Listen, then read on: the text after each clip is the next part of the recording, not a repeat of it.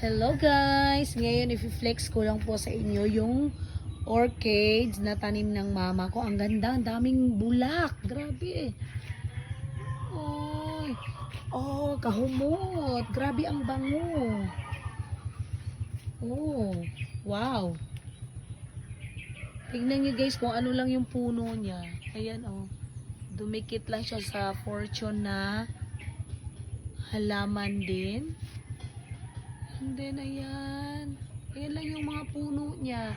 Kasi ang dami niyang bulak. Ngayon ko lang siya napansin talaga, promise. Grabe, ang dami.